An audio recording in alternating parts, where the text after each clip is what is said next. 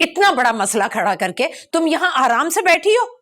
अरे मैं तो तुम्हें बड़ा मासूम समझती थी, लेकिन तुम तो बहुत तेज निकली। मेरे बेटे को अपने जाल में फंसा लिया। काश काश मैं महरोज के इंतकाल के बाद तुम्हें घर ही ना लाती। अगर आपने कुछ पूछना ही है ना, तो जाकर अपने बेटे से पूछे। ये वो जो कुछ भी कर रहा है अपनी मर्जी से कर रहा है, मैंने उसे कुछ नहीं कहा। आपका बेटा खुद ये रिश्ता बनाना चाहता है, मैंने उसे कुछ नहीं कहा। तो बिला वजह वो माँ और भाई के सामने खड़ा हो गया। तुम्हारी खातिर उसने किया ये सब। तुमने उसे अपने हुस्न के जाल में फंसाया है। बिल्कुल ठीक कहती थी दुर्दाना। तुम नुकसान पहुंचाओगी मेरे घर को, लेकिन मैं ना समझी। यही तो आपका सबसे बड़ा मसला है मम्मी, कि आपको समझ देर से आती है। और मुझे अब समझ आई। लेकिन अगर आप अपने बेटे को रोकना चाहती तो आप रोक सकती। मेरा खुदा गवाह है कि मैंने उसे मजबूर नहीं किया।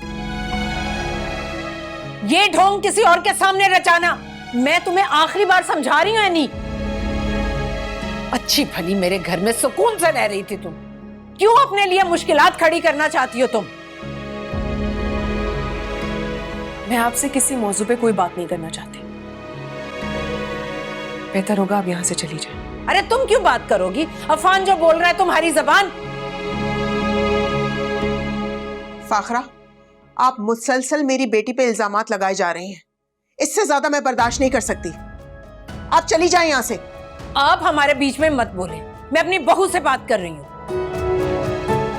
बहू, काश आपने इसको अपने बेटे की निशानी समझा होता तो इतनी जिंदगी तंग ना की होती इस पे। इसकी खुशियों के दरमियान रुकावटें ना खड़ी की होती आपने। कौन सी जिंदगी तंग हुई है इस पर? बड़े ऐशो आराम से इज्जत से रह रही थी ये वहां। अरे अपनी मर्जी से जो चाहती थी, जैसा चाहती थी करती थी, कोई भी पूछने वाला और कुछ कहने वाला नहीं। वो तो मेरा बेटा मेरे सामने आकर खड़ा हो गया। और आपकी बेटी इतनी मासूम नहीं है जितनी आपको नजर आती है। खुदा के लिए बस कर दें आप। मैं थक गई हूं आपके इल्जाम सुन सुन के। अगर आपने बात करनी है तो जाके अपने बेटे से बात करें। तुम्हारी ये मजाल कि तुम इस लहजे में मुझसे बात करो। मम्मी, मैंने आपसे कभी बदतमीजी नहीं की थी, यहां तक कि कभी ऊंची आवाज में बात तक नहीं की थी। लेकिन आपने और बाकी सब घर वालों ने मुझे इतना मजबूर कर दिया कि अब मुझे ये करना पड़ रहा है। और अब मैं सबके सामने कहूंगी, दुनिया के सामने कहूंगी कि मैं अफान से शादी करूंगी। करूंगी करूंगी करूंगी। और मैं देखती हूँ कि मुझे कौन रोकता है। अरे ये तो अपने जहन से निकाल दो कि अफान से कभी तुम्हारी शादी होगी। सुना तुमने?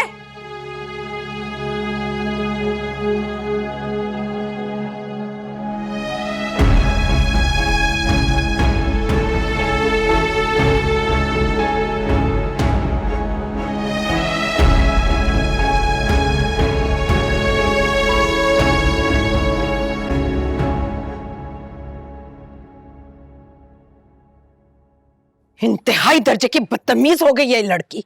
मेरे साथ जबान दराजी की है इसने। अरे मुझे घर से चले जाने का कहा है उसने। ऐसी लड़की को तुम मेरी बहू बनाना चाहते हो? मम्मी, वो ऑलरेडी उस घर की बहू है और जिस अजाब से वो गुजर रही है ना, उनका बोलना बनता भी है। और अगर वो अब नहीं बोलेंगी तो कब बोलेगी? अफान, बस करो ये नाटक। मम्मी जो कह रही है ना, उनकी बात सुनो और चलो हमारे साथ घर। सॉरी,